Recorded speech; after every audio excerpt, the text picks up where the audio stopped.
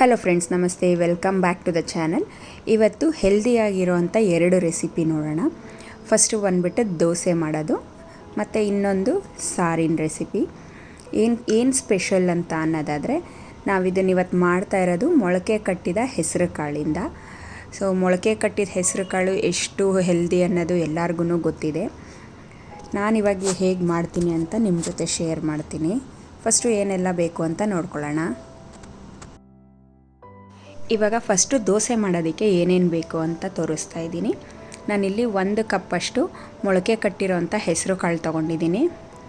ಅಕ್ಕಿ ಮತ್ತು ಕಡಲೆಬೇಳೆ ತೊಗೊಂಡಿದ್ದೀನಿ. ಅಕ್ಕಿ ಮತ್ತು ಕಡಲೆಬೇಳೆ, ಅಕ್ಕಿ ಬಂದುಬಿಟ್ಟು ಅರ್ಧ ಲೋಟ ತೊಗೊಂಡಿದ್ದೀನಿ. ಕಡಲೆಬೇಳೆ ಬಂದುಬಿಟ್ಟು 1/4 ಲೋಟ ತೊಗೊಂಡಿದ್ದೀನಿ ಇಲ್ಲಿ. ನೆಕ್ಸ್ಟು ಇಲ್ಲಿ 1 ಹಸಿಮೆಣಸಿನ್ಕಾಯಿ ತೊಗೊಂಡಿದ್ದೀನಿ, ಮತ್ತು ಕೊತ್ತಂಬರಿ ಸೊಪ್ಪೊಂದು ಕಡ್ಡಿ ಬರತ್ತಲ್ಲ ಅದು ತೊಗೊಂಡಿದ್ದೀನಿ, ಮತ್ತು 1 ಇಂಚಷ್ಟು ಶುಂಠಿ, ಉಪ್ಪು ಮತ್ತು ಜೀರಿಗೆ. ಇದಿಷ್ಟು ಬೇಕಾಗತ್ತೆ ನಮಗೆ ದೋಸೆ ಮಾಡೋದಕ್ಕೆ. ಫಸ್ಟು ಇದೆಲ್ಲನೂ ಸೇರಿಸ್ಕೊಂಡು ರುಬ್ಕೊಳ್ಳೋಣ.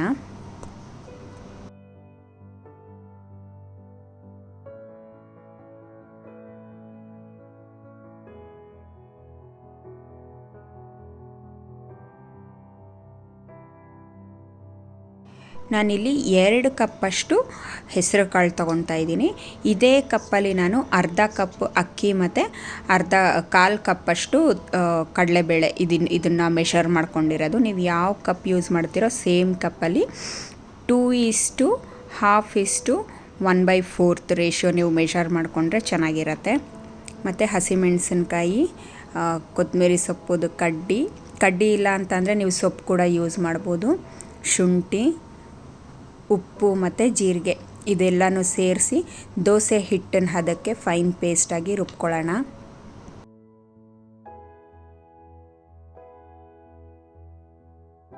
ಇವಾಗ ದೋಸೆ ಹಿಟ್ಟಿನ ಬ್ಯಾಟರ್ ರೆಡಿ ಇದೆ.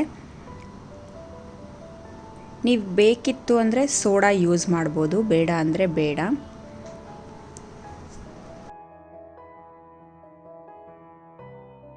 ಇವಾಗ ಎಲ್ಲ ಒಂದು ಸಲ ಮಿಕ್ಸ್ ಮಾಡಿದ್ದಾಗಿದೆ. ನಾನಿಲ್ಲಿ ಒಂದು ತವಾ ಬಿಸಿ ಇಟ್ಟಿದ್ದೀನಿ. ತವಾ ಬಿಸಿ ಆದಮೇಲೆ ನಾವು ಇದನ್ನು ಸ್ಪ್ರೆಡ್ ಮಾಡಿ 2 ಕಡೆ ಫ್ಲಿಪ್ ಮಾಡಿ ಬೇಯಿಸಿದ್ರೆ ದೋಸೆ ರೆಡಿ ಆಗುತ್ತೆ.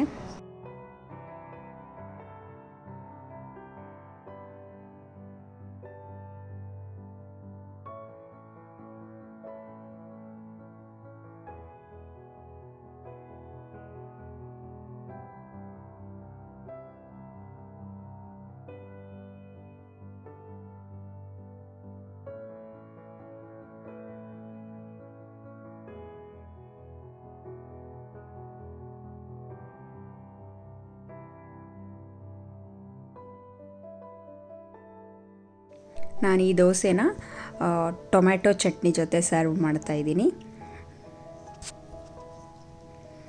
ತುಂಬ ಸಿಂಪಲ್, ಈಸಿ ಮತ್ತು ತುಂಬ ಟೇಸ್ಟಿಯಾಗೂ ಇರುತ್ತೆ, ಮತ್ತು ತುಂಬ ಹೆಲ್ದಿ ರೆಸಿಪಿ ಇದು. ನೀವು ಒಂದು ಸಲ ಟ್ರೈ ಮಾಡಿ ನಿಮಗೆ ಹೇಗೆ ಬಂತು ಅಂತ ನನಗೆ ಕಮೆಂಟ್ ಸೆಕ್ಷನಲ್ಲಿ ತಿಳಿಸಿ. ಇವಾಗ ನೆಕ್ಸ್ಟ್ ರೆಸಿಪಿ ಬಂದುಬಿಟ್ಟು ಅದೇ ಹೆಸರು ಕಾಳಿಂದ ಸಾರು ಮಾಡೋ ಅಂಥದ್ದು. ನಾನಿಲ್ಲಿ 1 ಕಪ್ಪಷ್ಟು ಹೆಸರು ಕಾಳು ತೊಗೊಂಡಿದ್ದೀನಿ, ಮೊಳಕೆ ಕಟ್ಟಿರೋದು.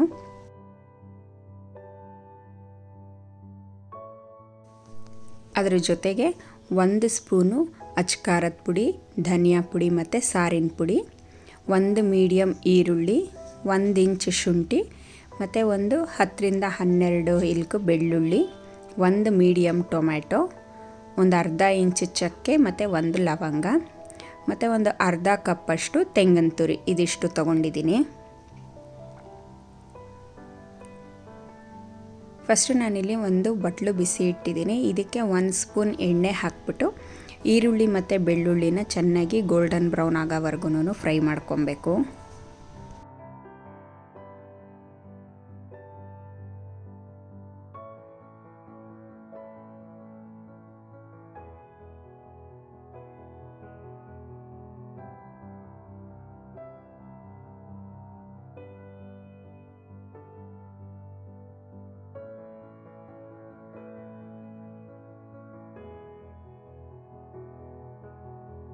ಇವಾಗ ಇದು ಹುರ್ಕೊಂಡಿರೋವಂಥ ಈರುಳ್ಳಿ ಮತ್ತು ಬೆಳ್ಳುಳ್ಳಿನ ಒಂದು ಮಿಕ್ಸಿ ಜಾರ್ಗೆ ಟ್ರಾನ್ಸ್ಫರ್ ಮಾಡ್ಕೊತಾ ಇದ್ದೀನಿ. ಅದೇ ಬಟ್ಲಿಗೆ ಇವಾಗ ನಾನು 1 ಟೇಬಲ್ ಸ್ಪೂನಷ್ಟು ಎಣ್ಣೆ ಹಾಕಿದ್ದೀನಿ. ಎಣ್ಣೆ ಬಿಸಿ ಆದಮೇಲೆ ಸಾಸಿವೆ ಮತ್ತು ಕರಿಬೇವು ಹಾಕ್ಕೊತಾ ಇದ್ದೀನಿ.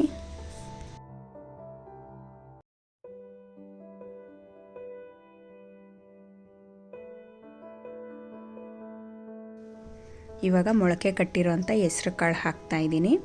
ಹೆಸ್ರು ಕಾಳು ಹಾಕಿದ್ಮೇಲೆ ಇದನ್ನು ಒಂದು 2ರಿಂದ 3 ನಿಮಿಷ ಚೆನ್ನಾಗಿ ಫ್ರೈ ಮಾಡ್ಕೊಳ್ಳೋಣ.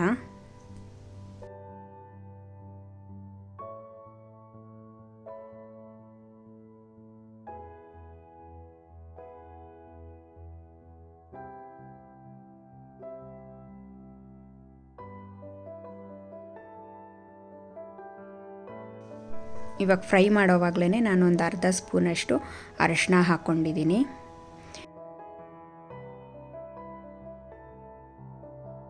ಇವಾಗ ನಾವು ಹುರಿದಿರೋ ಅಂಥ ಏನು ಈರುಳ್ಳಿ ಬೆಳ್ಳುಳ್ಳಿ ತೊಗೊಂಡಿದ್ದೀವಿ, ಅದಕ್ಕೆ ಶುಂಠಿ, ಚಕ್ಕೆ, ಲವಂಗ ಮತ್ತು ತೆಂಗಿನಕಾಯಿ ಇದಿಷ್ಟನ್ನು ಸೇರಿಸಿ ಮತ್ತು ಇದು ಮಸಾಲಗಳೆಲ್ಲ ಸೇರಿಸಿ ಇದನ್ನು ಫೈನ್ ಪೇಸ್ಟಾಗಿ ರುಬ್ಕೊತಾ ಇದ್ದೀನಿ. ಒಂದು ಅರ್ಧ ಲೋಟ ನೀರು ಹಾಕಿ.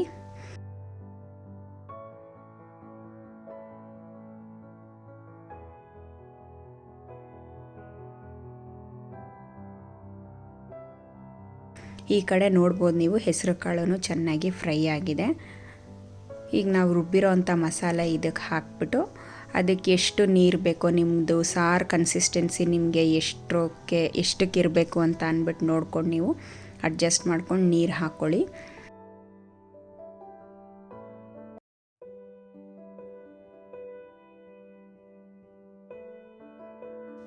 ಇವಾಗ ನಾನು ಇದಕ್ಕೆ ಸ್ವಲ್ಪ ಉಪ್ಪು ಹಾಕ್ತಾಯಿದ್ದೀನಿ. ಉಪ್ಪು ನೋಡ್ಕೊಂಡು ಹಾಕ್ಕೊಳ್ಳಿ, ನಾವು ಮುಂಚೆನೂ ಸ್ವಲ್ಪ ಹಾಕಿದ್ವಿ. ಇವಾಗ ನಿಮಗೆ ಆಲೂಗೆಡ್ಡೆ ಬದನೆಕಾಯಿ ಹಾಕಬೇಕು ಅನ್ನೋದಾದರೆ ನೀವು ಈ ಸ್ಟೇಜಲ್ಲಿ ಹಾಕ್ಬೋದು. ಮತ್ತು ಟೊಮೆಟೊನೂ ಕೂಡ ನಾನಿಲ್ಲಿ ಪೇಸ್ಟ್ ಮಾಡಿಬಿಟ್ಟು ಹಾಕ್ತಾಯಿದ್ದೀನಿ.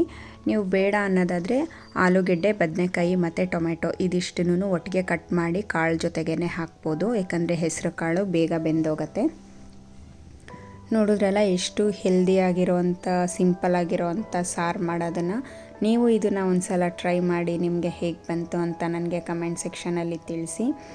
ಇದೇ ಥರ ನನಗೆ ಸಪೋರ್ಟ್ ಮಾಡ್ತಾಯಿರಿ. ನಿಮಗೆ ಈ ವಿಡಿಯೋ ಇಷ್ಟ ಆಗಿದ್ದಲ್ಲಿ ಪ್ಲೀಸ್ ಲೈಕ್ ಮಾಡಿ ಹಾಗೂ ಶೇರ್ ಮಾಡಿ. Thank you for watching. Bye.